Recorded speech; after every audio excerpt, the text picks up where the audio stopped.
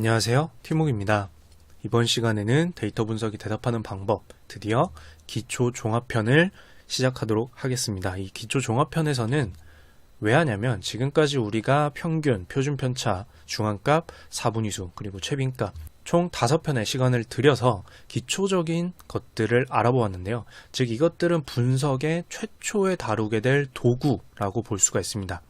이 도구들을 사용해서 우리가 만나게 될 1000, 만, 100만, 1000만 개의 자료들을 보다 보기 쉽게 각자 어떤 느낌으로 어떤 목적으로 사용될 수 있는 도구들인지 알아보았고, 주로 구성상 1편에서는 어떤 도구인지를 알아보고 2편에서는 그 도구들이 실제적인 자료들을 만났을 때 그 자료들로부터 우리가 무엇을 알게 해주는지를 알아보는 시간을 가졌습니다.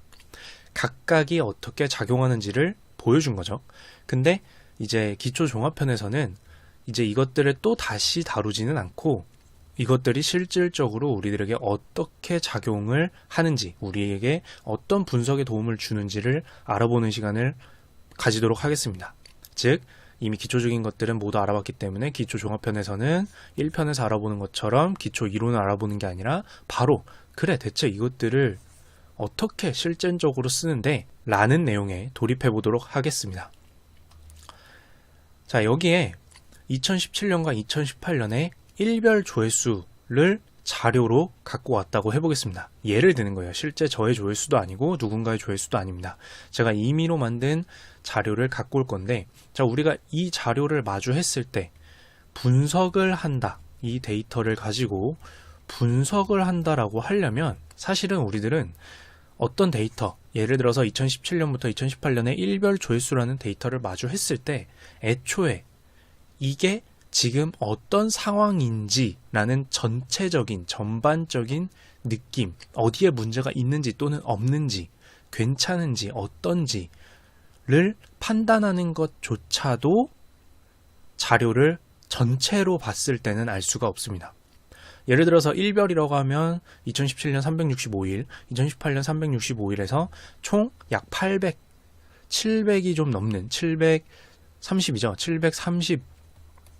730개의 자료들을 봐야 하는데 이거를 표로 놓고 본다라고 하면 2017년 아래로 365개, 2018년 아래로 365개 해서 사람이 그것만 보고 느낌을 알기는 쉽지 않겠죠. 그나마 1000개가 안 되는 자료라면 감이 좋으면 가능이라도 하겠지만 사실 현실적으로는 5년치 자료를 볼 수도 있고 심지어 낮과 밤으로 나눠서 볼 수도 있습니다. 그리고 무엇이 누구와 보느냐에 따라 연령대에 따라서 또 분석을 달리할 수도 있기 때문에 사실 모든 자료를 표로 늘어놓고 본다라는 것은 어렵고 거기서 문제를 찾는 것부터가, 즉 무언가를 발견하는 것부터가 문제가 된다라는 거죠.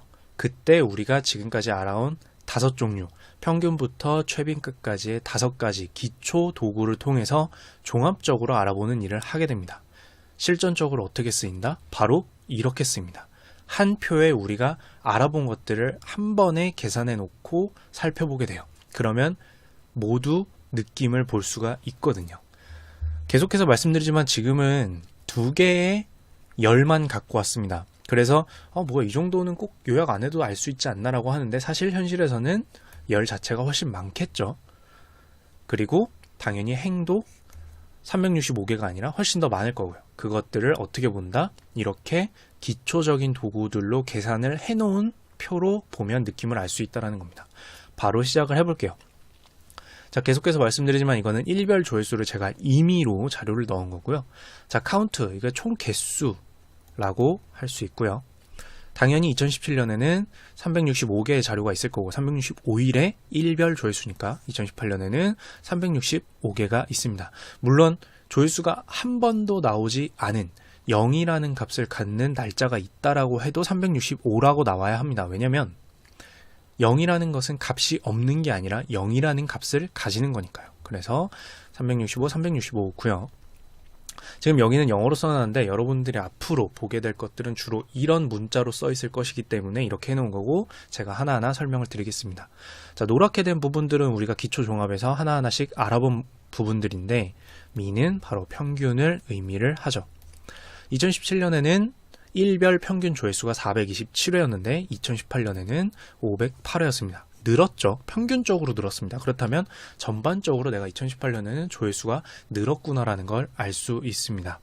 그리고 빠르게 넘어갈게요. STD라고 표현을 하는데 이거는 스탠다드 데비에이션이라고 해서 그냥 표준 편차입니다. 2편에서 알아봤죠? 표준 편차고요. 이 표준 편차는 어떤 느낌을 알 수 있나요? 자, 2017년 평균 조회수가 427에서 1별, 2018년은 508로 늘었습니다. 근데 표준 편차도 같이 늘었어요. 표준 편차가 21에서 표준 편차가 87로 늘었습니다. 이건 는다고 무조건 좋은 걸까요? 좋을 수도 있고 안 좋을 수도 있는데 이렇게 해석을 할 수가 있겠죠. 자, 평균적인 조회수가 낮을 때는 예를 들어서 427이 평균이죠. 그럼 표준 편차가 21이면 대충 이거를 더하고 뺀 값, 즉 427에서 21을 뺀 406 조회수에서 크게는 448 정도의 조회수 안팎으로 내가 매일매일 조회수가 왔다 갔다 했구나라는 걸 알 수 있습니다. 근데 2018년에는 표준 편차가 더 늘었죠. 즉 하루하루의 조회수 편차가 크다라는 거예요. 많이 나온 날은 엄청나게 많이 나왔지만 적게 나온 날에는 이 편차가 큰 만큼 적게 나오기도 한다라는 거죠. 즉 변동폭이 커졌구나라는 거를 알 수가 있습니다. 이거는 물론 이제 더 많이 보는 횟수도 늘었기 때문에 좋다라고 해석할 수도 있지만 안정성은 떨어졌구나라고 생각을 할 수도 있어요. 이런 식으로 바로 느낌이 오죠. 표준 편차는 좀 고정됐어도 좋았을 수도 있습니다. 그리고 모드 최빈값입니다. 자, 이 자료형에서는 사실은 크게 의미가 없긴 한데 최빈값은 말 그대로 중복해서 여러 번 나온, 가장 많이 나온 자료를 의미하죠. 근데 여기는 조회수이기 때문에 이건 그냥 우연치 않게 같은 조회수를 가졌던 날들이 조금 많으면 그 조회수가 최빈값으로 나오게 됩니다. 뭐 400회 나왔던 그 동영상과 440회 나왔던 동영상이 2017년과 2018년에 각각 좀 많았나 봐요. 네, 그래서 이거는 이 자료형에서는 쓰기가 좀 그렇고 최빈값 같은 경우는 예를 들면은 이 자료 세트가 아니라 특정 단어를 제목으로 하는 동영상들의 조회수를 데이터로 했을 때 보면 뭐 예를 들어서 블록체인이라는 단어가 최빈값으로 나오더라 이러면 내가 블록체인이라는 동영상을 가장 많이 올렸던 거겠죠. 그럴 때 최빈값을 사용하게 됩니다. 여기서는 조회수를 자료로 쓰기 때문에 최빈값이 의미가 없죠. 그래서 넘어가도록 할게요. 자, 그리고 요거는 따로 제가 영상을 만들진 않았는데 워낙 간단한 거라서 만들진 않았지만 자료를 분석할 때는 기초적으로 항상 같이 보게 됩니다. 맥스는 최대값이고요. 그거는 설명 따로 안 드려도 되겠죠. 가장 큰 값입니다. 미는 최소값입니다. 그래서 항상 한 세트로 붙어 다니는데 뭐야 되게 단순한 거 아니야 라고 하지만 이게 있어야 이 자료의 구간이라고 하죠. 레인지라고 합니다. 구간을 알 수가 있어요. 어디서부터 어디까지 존재하는지. 그래서 2017년에 내가 가지고 있는 유튜브 채널의 조회수 최소는 391에서 최대는 450 조회수까지가 나왔다라고 알면 단순하게 평균을 아는 것보다도 더 최소는 390이 나오는구나. 그러면 누군가랑 얘기할 때 그 유튜브 채널은 최소 390 정도 나옵니다 라는 걸 알 수 있고 많이 나올 때는 450 정도 나오더라고요. 표준 편차 21이니까 사실 그렇게 진폭이 크지 않다, 왔다 갔다 하는 게 크진 않다라는 걸 설명할 수가 있겠죠. 그리고 2018년을 보면 당연히 표준 편차가 커진 만큼 최대값과 최소값도 상당히 폭이 커졌습니다. 근데 여기서 자료를 해석한다라고 보면 자, 391이었던 조회수, 최소값 조회수 2017년에서 2018년엔 401이 되었죠. 근데 최대값은 상당히 더 많이 상승을 했습니다. 이렇게 보면 뭘까요? 자, 딱 자료만 봤을 때도 이건 뭔가 특정 동영상만 조회수가 크게 나온 거다 라는 감을 가질 수가 있습니다. 그쵸? 이게 사람이 할 일이죠. 그리고 이게 바로 자료를 전부 다 365개의 일별로 쭉 늘어놓고 봤을 때가 아니라 이 요약한 기초종합표를 보았을 때 바로 느낄 수 있는 감이라는 겁니다. 자, 우리가 여기서 한 가지 도출을 떼냅니다. 편차가 커졌다.